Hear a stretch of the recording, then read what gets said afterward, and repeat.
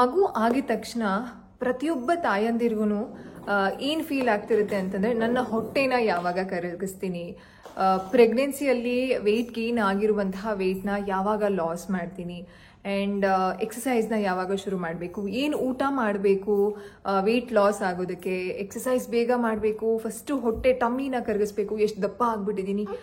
ಈ ರೀತಿ ಪ್ರತಿಯೊಬ್ಬರು ಈಗಿನ ಒಂದು ಜನ್ರೇಷನಲ್ಲಿ ಏನಿದೆ ಬಾಣಂತಿಯರು ಅಥವಾ ಆಫ್ಟರ್ ಪ್ರೆಗ್ನೆನ್ಸಿ ಪೋಸ್ಟ್ ಪಾರ್ಟಮ್ ಟೈಮಲ್ಲಿ ಅನ್ಕೊಳ್ತಿರ್ತಾರೆ. ಫಸ್ಟು ಇದೇ ರೀತಿ ಟಮಿನ ಕರಗಿಸ್ಬೇಕು, ಸಣ್ಣ ಆಗಬೇಕು, ನಾನು ಮುಂಚೆ ಹೇಗೆ ಇದ್ನೋ ಅದೇ ರೀತಿ ಆಗಬೇಕು, ಮುಂಚೆ ಯಾವ್ಯಾವ ಡ್ರೆಸ್ನೆಲ್ಲ ಯೂಸ್ ಮಾಡ್ತಿದ್ದೋ ಅದನ್ನೆಲ್ಲನೂ ಹಾಕೊಳ್ಬೇಕು, ಬೇಗ ವೆಯ್ಟ್ ರಿಡ್ಯೂಸ್ ಆಗಿಬಿಡ್ಬೇಕು, ವೆಯ್ಟ್ ಲಾಸ್ ಆಗಿಬಿಡಬೇಕು. ನೀವು ಅದೇ ಯೋಚನೆಯಲ್ಲಿದ್ದೀರಾ, ಯಾವಾಗ ನಾನು ವೆಯ್ಟ್ ಲಾಸ್ ಮಾಡ್ತೀನಿ, ಏನೇನು ಎಕ್ಸಸೈಸ್ ಮಾಡಬೇಕು, ಏನು ಊಟ ಮಾಡಬೇಕು, ಯಾವ ರೀತಿ ನಾನು ಪ್ರೀ ಪ್ರೆಗ್ನೆನ್ಸಿ ಟೈಮ್ಗೆ ಇದ್ದಂತಹ ಒಂದು ವೇಟ್ಗಾಗಿರ್ಬಹುದು, ಸೈಜ್ಗಾಗಿರ್ಬೋದು, ಫಿಟ್ನೆಸ್ಗಾಗಿರ್ಬೋದು ಹೋಗ್ತೀನಿ ಅಂತ ಯೋಚನೆ ಮಾಡ್ತಿದ್ದೀರಾ? ಹಾಗಿದ್ರೆ ಈ ವಿಡಿಯೋ ನಿಮಗಾಗಿ. So let's start the video. Hi all, this is Veena Krishna. Welcome back to ನಮ್ಮ ಮಕ್ಕಳಿಗಾಗಿ by Veena Krishna channel.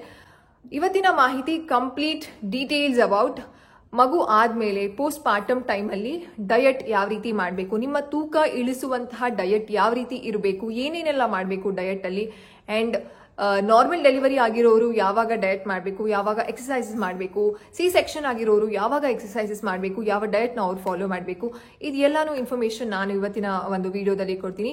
It's highly requested video and ನನಗೆ ತುಂಬ ಒಂದು ಕಾಮೆಂಟ್ ಸೆಕ್ಷನಲ್ಲಿ ಕಾಮೆಂಟ್ ಇರ್ಬೋದು, DMsಗಳು ರಿಸೀವ್ ಆಗ್ತಿತ್ತು ಆಸ್ಕಿಂಗ್ ನೀವು ಹೇಗೆ ಇಷ್ಟು ಸಣ್ಣ ಆಗಿದ್ದೀರಾ, ಹೇಗೆ ಅಂತ ಎಲ್ಲ ಕೇಳ್ತಾ ಇದ್ದೀರಾ.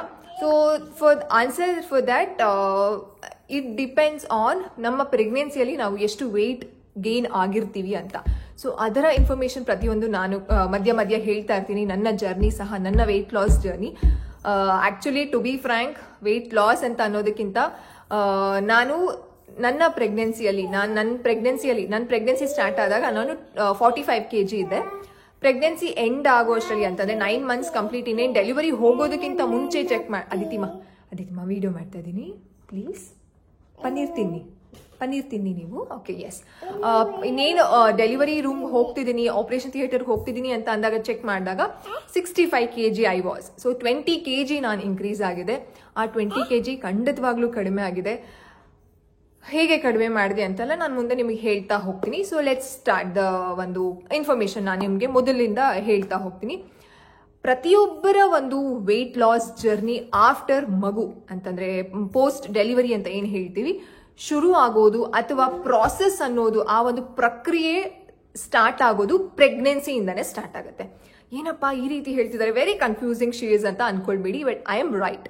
ಎಸ್, ಯಾವ ರೀತಿ ಒಂದು ಪ್ರೆಗ್ನೆನ್ಸಿಯಲ್ಲೇ ವೆಯ್ಟ್ ಲಾಸ್ ಒಂದು ಜರ್ನಿ ಅಥವಾ ವೆಯ್ಟ್ ಲಾಸ್ ಪ್ರಾಸೆಸ್ ಶುರು ಆಗುತ್ತೆ ಅಂತಂದ್ರೆ, ನಾವು ಅಂತಂದ್ರೆ ಪ್ರತಿಯೊಬ್ಬ ಹೆಣ್ಣು ತನ್ನ ಗರ್ಭಾವಸ್ಥೆಯಲ್ಲಿದ್ದಾಗ ಎಷ್ಟು ವೇಟ್ ಗೇನ್ ಆಗಿರ್ತಾರೆ ಅನ್ನೋದು ತುಂಬಾ ಒಂದು ಮುಖ್ಯವಾದ ಅಂಶ.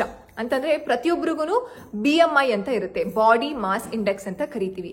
Normal BMI body mass index ಎಷ್ಟಿರಬೇಕು, ಎಷ್ಟಿರುತ್ತೆ ಅಂತಂದ್ರೆ ನಾರ್ಮಲ್ ಆಗಿ 19ರಿಂದ 25 ಇರುತ್ತೆ. ಸೊ 19ರಿಂದ 25 ಇರುವಂತಹ ಒಂದು ಗರ್ಭಿಣಿಯ ಒಂದು ವೇಟ್ ಗೇನ್ ಎಷ್ಟಾಗಬೇಕು ಅಂತಂದ್ರೆ 11.5ರಿಂದ 16 ಅಷ್ಟು ವೇಟ್ ಗೇನ್ ಆಗಬೇಕು, ಅವರು ಆಗ್ತಾರೆ.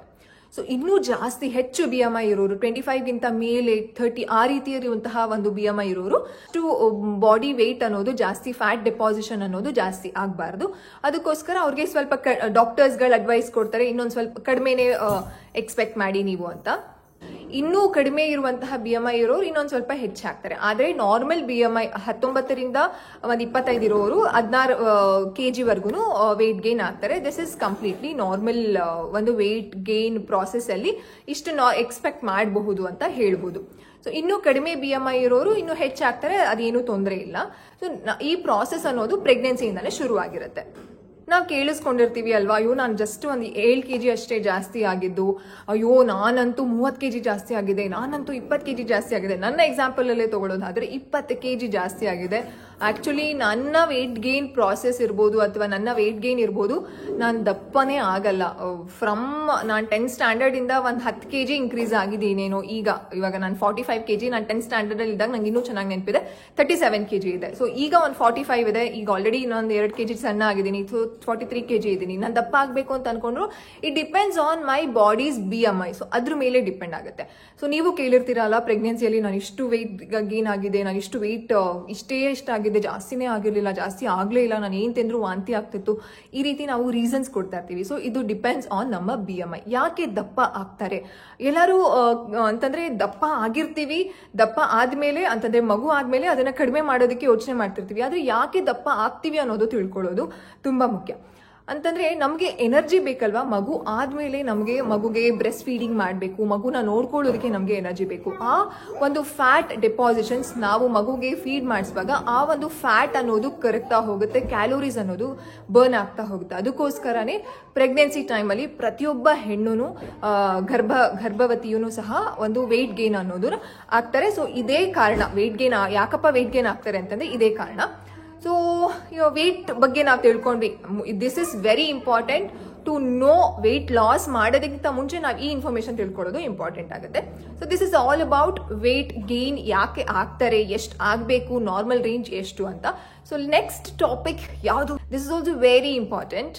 ಈಗ ಪ್ರೆಗ್ನೆನ್ಸಿಯಿಂದ 9 ತಿಂಗಳವರೆಗೂ ನಮಗೆ ಒಂದು ಡ್ಯೂರೇಷನ್ ಇರುತ್ತೆ ದಪ್ಪ ಆಗೋದಕ್ಕೆ. ಇಟ್ ಡಿಪೆಂಡ್ಸ್ ಆನ್ ನಮ್ಮ ಬಾಡಿ BMI ಇಂದ ನಾವು ಅಂದ್ರೆ ಎಷ್ಟಿರುತ್ತೋ ಅದ್ರ ಮೇಲೆ ಡಿಪೆಂಡ್ ಆಗಿ ನಾವು ದಪ್ಪ ಆಗಿರ್ತೀವಿ. ಮುಗೀತು, ಡೆಲಿವರಿ ಟೈಮ್ ಬಂತು, ಡೆಲಿವರಿ ಆಯ್ತು. ಡೆಲಿವರಿ ಆದ್ಮೇಲೆ ವೆಯ್ಟ್ ಲಾಸ್ ಜರ್ನಿ ಅನ್ನೋದು ಡೆಲಿವರಿ ಆದ ಕ್ಷಣದಿಂದಾನೇ ಶುರುವಾಗುತ್ತೆ. ಹೌದು, ಡೆಲಿವರಿ ಆಗಿದ ತಕ್ಷಣನೇ ಪ್ರತಿಯೊಬ್ಬ ಹೆಣ್ಣು ಸಹ 5 ರಿಂದ 6 kg ಅಷ್ಟು ಇಮಿಡಿಯೇಟ್ ಆಗಿ ತನ್ನ ಬಾಡಿಯ ಒಂದು ವೆಯ್ಟ್ ಲಾಸ್ ಆಗುತ್ತೆ. ಹೇಗಪ್ಪ ಅಂತಂದ್ರೆ, ಮಗುವಿನ ವೆಯ್ಟ್, ಕೆಲವು ಮಕ್ಳುಗಳು 3 kg ಇರ್ತಾರೆ, 3.5 kg 4 kg, ಅಲ್ಲೇ 4 kg ಹೋಯ್ತಾ. ಕೆಲವು ಮಕ್ಳುಗಳು, ಇವಾಗ ಅದಿತಿ ಒಂದು 800 ಇದ್ರು, ಸೊ ಆ ಒಂದು 800 ಎಕ್ಸಾಂಪಲ್ ಅಷ್ಟು ಹೋಗಿರುತ್ತೆ. ಅದಾದ್ಮೇಲೆ ಆಮ್ನಿಯೋಟಿಕ್ ಫ್ಲೂಯಿಡ್ ಅಂತ ಇರುತ್ತಲ್ಲ, ಅಂತಂದ್ರೆ ನೀರು ಅಂತ ಏನ್ ಹೇಳ್ತೀವಿ, ಆ ನೀರು ಸಹ ಬಾಡಿಯಿಂದ ಆಚೆ ಹೋಗುತ್ತೆ. ಅದಾದ್ಮೇಲೆ ಸತ್ತೆ, ಪ್ಲಾಸೆಂಟಾ ಅಂತ ಏನ್ ಹೇಳ್ತೀವಿ, ಕಸ ಅಂತ ಎಲ್ಲ ಹೇಳ್ತಾರಲ್ಲ, ಸೊ ಅದು ಸಹ ಹೋಗುತ್ತೆ. ಮಿನಿಮಮ್ 5 to 6 kg ಅಂತೂ ಎಕ್ಸಾಕ್ಟ್ಲಿ ಎಲ್ಲಾರ್ಗು ಹೋಗುತ್ತೆ. ಸೊ ಇಷ್ಟು ಕಡಿಮೆ ಆಗುತ್ತಾ. ಅದಾದ್ಮೇಲೆ ಡಿಸ್ಚಾರ್ಜ್ ಆಗಿ ಮನೆಗೆ ಬಂದ್ಮೇಲೆ 1 ವೀಕ್ ಅಷ್ಟು ನಮಗೆ ವಾಟರ್ ರಿಟೆನ್ಷನ್ ಅನ್ನೋದಿರುತ್ತೆ. ಅಂತಂದ್ರೆ ಬಾಡಿಯಲ್ಲಿ ಸೇರ್ಕೊಂಡಿರುವಂತಹ ನೀರು ಯೂರಿನ್ ಮುಖಾಂತರ ಪ್ರತಿಯೊಬ್ಬ ನಾರ್ಮಲ್ ಡೆಲಿವರಿ ಆಗಿರೋರ್ಗು ಸಹ, C-ಸೆಕ್ಷನ್ ಆಗಿರೋರ್ಗು ಸಹ ಯೂರಿನ್ ಮುಖಾಂತರ ಅವಾಗ ನಮಗೆ ಜಾಸ್ತಿ ಯೂರಿನ್ ಪಾಸ್ ಮಾಡಬೇಕು ಅಂತ ಅನಿಸ್ತಾ ಇರುತ್ತೆ. ಸೊ ಆ ವಾಟರ್ ರಿಟೆನ್ಷನ್ ಅನ್ನೋದು ಅವಾಗ ಅಂತಂದ್ರೆ ಯೂರಿನ್ ಮುಖಾಂತರ ಹೋಗ್ತಾ ಇರುತ್ತೆ. ಸೊ ಅಲ್ಲೂ 1 ರಿಂದ 2 kg ವೆಯ್ಟ್ ಲಾಸ್ ಆಗೇ ಆಗ್ತಾರೆ ಪ್ರತಿಯೊಬ್ರು. ಸೊ ಪ್ರತಿಯೊಬ್ರು ವೆಯ್ಟ್ ಲಾಸ್ ಆಗೇ ಆಗ್ತಾರೆ. ಸೊ 5 kg ಅಂತಾನೆ ತಗೊಂಡ್ರು, ಇಲ್ಲಿ 6 kg ನಾವು ರೆಡ್ಯೂಸ್ ಆದ್ವಾ, ಯಾವುದೇ ರೀತಿ ಟೆನ್ಷನ್ ಇಲ್ವಾ, without exercise, without diet, nothing. So weight loss ಅಲ್ಲೇ ಆಗಿರ್ತೀವಿ. ಓಕೆನಾ. ಸೊ ನೆಕ್ಸ್ಟ್ ಹೇಗೆ ನಮ್ಮ ಒಂದು ವೆಯ್ಟ್ ಲಾಸ್ ಜರ್ನಿ ಸ್ಟಾರ್ಟ್ ಆಗುತ್ತೆ, ನಾವು ಏನೇನ್ ಮಾಡಬೇಕು, ಟಿಪ್ಸ್ ಏನೇನು ಫಾಲೋ ಮಾಡಬೇಕು, ಡಯಟ್ ಏನ್ ಮಾಡಬೇಕು, ಎಕ್ಸಸೈಸ್ ಏನ್ ಮಾಡಬೇಕು ಅಂತ ಮುಂದೆ ನಾನು ಹೇಳ್ತಾ ಹೋಗ್ತೀನಿ. Please watch the video completely. ನಾವು C-ಸೆಕ್ಷನ್ ಆಗಿರೋರು ಅಥವಾ ನಾರ್ಮಲ್ ಡೆಲಿವರಿ ಆಗಿರೋರು ಡಯಟ್, ಎಕ್ಸಸೈಸು ಅದ್ರ ಬಗ್ಗೆ ಮಾತಾಡೋದಕ್ಕಿಂತ ಮುಂಚೆ, ಡಯಟ್ ಮತ್ತು ಎಕ್ಸಸೈಸ್ ಬಗ್ಗೆ ಮಾತಾಡೋದಕ್ಕಿಂತ ಮುಂಚೆ ಖಂಡಿತವಾಗ್ಲೂ ಡಯಟ್ ಮಾಡಬೇಕಾಗತ್ತೆ, ಎಕ್ಸಸೈಸ್ ಮಾಡಬೇಕಾಗತ್ತೆ. ಆದ್ರೆ C-ಸೆಕ್ಷನ್ ಆಗಿರೋರು ಯಾವಾಗಿಂದ ಮಾಡಬೇಕು, ನಾರ್ಮಲ್ ಡೆಲಿವರಿ ಆಗಿರೋರು ಯಾವಾಗಿಂದ ಮಾಡಬೇಕು ಅಂತ ಹೇಳೋದಾದ್ರೆ, ನಾರ್ಮಲ್ ಡೆಲಿವರಿ ಆಗಿರುವಂತಹ ತಾಯಂದಿರು ಏನ್ ಮಾಡಬೇಕು ಅಂತಂದ್ರೆ 6 ವಾರದವರೆಗೂ ಯಾವುದೇ ರೀತಿ ಎಕ್ಸಸೈಸಸ್ ಬೇಡ. ಖಂಡಿತವಾಗ್ಲೂ ನಿಮ್ಮ ಬಾಡಿಗೆ ರೆಸ್ಟ್ ಕೊಡಿ. ಯಾಕಂತಂದ್ರೆ ನಿಮ್ಮ ಗರ್ಭಕೋಶ ಅನ್ನೋದು ಪ್ರೀ ಸ್ಟೇಜ್ ಅಂತಂದ್ರೆ ಮುಂಚೆ ಹೇಗಿತ್ತು ಆ ಸ್ಟೇಜಿಗೆ ಬರೋದಕ್ಕೆ 6 ವಾರ ಖಂಡಿತವಾಗ್ಲೂ ಟೈಮ್ ತಗೊಳುತ್ತೆ. ತುಂಬಾ ಬಾಡಿಗೆ ಪ್ರೆಷರ್ ಮಾಡೋದಕ್ಕೆ ಹೋಗ್ಬೇಡಿ, ಆರಾಮಾಗಿರಿ. 6 ವಾರ ಆದ್ಮೇಲೆ ನೀವು ಎಕ್ಸಸೈಸಸ್ ನ ಮಾಡ್ಬೋದು. ಯಾವ ಎಕ್ಸಸೈಸಸ್ ಮಾಡಬೇಕು ಅಂತಂದ್ರೆ ನಾನು ಮುಂದಿನ ವಿಡಿಯೋದಲ್ಲಿ ಹೇಳ್ತೀನಿ. ನೆಕ್ಸ್ಟ್, C-ಸೆಕ್ಷನ್ ಆಗಿರೋರು ಯಾವಾಗ ನೀವು ಎಕ್ಸಸೈಸಸ್ ನ ಶುರು ಮಾಡಬೇಕು ಅಂತಂದ್ರೆ 3 ತಿಂಗಳವರೆಗೂ ದಯವಿಟ್ಟು ಯಾವುದೇ ರೀತಿ ಎಕ್ಸಸೈಸಸ್ ನಿಮಗೆ ಬೇಡ. ಯಾಕಂತಂದ್ರೆ ನಿಮಗೆ ಆಗಿರೋದು ಇಟ್ಸ್ ಅ ಮೇಜರ್ ಸರ್ಜರಿ. ಹೌದು, C-ಸೆಕ್ಷನ್ ಅನ್ನೋದು ಮೇಜರ್ ಸರ್ಜರಿ ಆಗಿರತ್ತೆ ಮತ್ತು ಕಟ್ ಮಾಡಿರ್ತಾರೆ, ಅಂತಂದ್ರೆ ಸ್ಟಿಚಸ್ ಕಟ್ ಮಾಡಿ, ಸ್ಟಿಚಸ್ ಅಂದ್ರೆ 7 ಲೇಯರ್ಸ್ ಕಟ್ ಆಗಿರುತ್ತೆ, ಸ್ಟಿಚಸ್ ಆಗಿರ್ತಾರೆ. ನೀವು ಇವಾಗ ಅಯ್ಯೋ ಇಲ್ಲಪ್ಪ ನನಗೆ ನಂಗೇನು ಎಕ್ಸಸೈಸ್ ಒಂದಿನ ಮಾಡಿದೆ, ನನಗೆ ನೋವು ಬರಲಿಲ್ಲ, ನಾನು ಆರಾಮಾಗಿ ಮಾಡ್ಬೋದು, ನಾನು ಆರಾಮಾಗಿ ಮಾಡ್ತೀನಿ ಅಂತ ನೀವು ನಿಮ್ಮ ಬಾಡಿಗೆ ಪ್ರೆಷರ್ ಕೊಟ್ಟು ಅಷ್ಟು ಒಂದು ಮಾಡಲೇಬೇಕು, ನಾನು ಸಣ್ಣ ಆಗಲೇಬೇಕು ಅಟ್ ಎನಿ ಕಾಸ್ಟ್. ನನ್ನ ಫ್ರೆಂಡ್ ಎಷ್ಟು ಚೆನ್ನಾಗಿ ಲಾಸ್ ಆಗಿದ್ದಾಳೆ ವೆಯ್ಟು ಆಫ್ಟರ್ ಡೆಲಿವರಿ, ನಾನು ಅಷ್ಟೇ ಆಗಬೇಕು, ಇಟ್ಸ್ ಓಕೆ, ನನಗೆ ಆರಾಮಾಗಿ ನಾನು ಎಕ್ಸಸೈಸ್ ಮಾಡ್ಬೋದು, ನಾನು ಮಾಡ್ತೀನಿ, ನಂಗೆ ಚಾನ್ಸಸ್ ಇದೆ, ನನಗೆ ಕೆಪಾಸಿಟಿ ಇದೆಪ್ಪ, ನನಗೇನು ಸುಸ್ತೇ ಆಗಲ್ಲ, ಆರಾಮಾಗಿ ಮಾಡ್ತೀನಿ, ಈ ರೀತಿ ಎಲ್ಲ ಮಾಡಕ್ಕೆ ಹೋಗ್ಬೇಡಿ. ನೀವು ಈ ಟೈಮಲ್ಲಿ ಈಗ 3 ತಿಂಗಳು ಒಳಗಡೆನೆ ನೀವು C-ಸೆಕ್ಷನ್ ಡೆಲಿವರಿ ಆಗಿ ನೀವು ಎಕ್ಸಸೈಸಸ್ ಏನಾರು ಸ್ಟಾರ್ಟ್ ಮಾಡಿದ್ರೆ ನಿಮಗೆ 10 ವರ್ಷ 15 ವರ್ಷ ಆದಮೇಲೆ ಹರ್ನಿಯಾ ಆಗುತ್ತೆ ಅಂತಂದರೆ ಹರ್ನಿಯಾ ಅನ್ನೋದು ಒಂದು ಗಂಟು ಥರ ಎಲ್ಲ ಆಗುತ್ತೆ ಅಲ್ಲ, ಸೊ ಅದೆಲ್ಲ ಪ್ರಾಬ್ಲಮ್ ಆಗುತ್ತೆ. ಸೊ ಮುಂದಕ್ಕೆ ಪ್ರಾಬ್ಲಮ್ ನೀವು ಫೇಸ್ ಮಾಡಬಾರ್ದು ಅಂತಂದರೆ 3 ತಿಂಗಳವರೆಗೂ ಆರಾಮಾಗಿರಿ. ದಯವಿಟ್ಟು ಯಾವುದೇ ರೀತಿ ಎಕ್ಸಸೈಸ್ ಮಾಡಬೇಡಿ. 3 ತಿಂಗಳಾದ್ಮೇಲೆ ಎಕ್ಸಸೈಸಸ್ ಮಾಡ್ಬೋದು. 3 ತಿಂಗಳು ಒಳಗಡೆ ಮತ್ತು ಸಿ ಸೆಕ್ಷನ್ ಆಗಿರೋರು 3 ತಿಂಗಳು ಒಳಗಡೆ, ನಾರ್ಮಲ್ ಡೆಲಿವರಿ ಆಗಿರೋರು 6 ವಾರದ ಒಳಗಡೆ ಯಾವ ಬೇಸಿಕ್ ಎಕ್ಸಸೈಸಸ್ನ ಮಾಡ್ಬೋದು ಅಂತಲೂ ನಾನು ಹೇಳ್ತೀನಿ. So keep watching.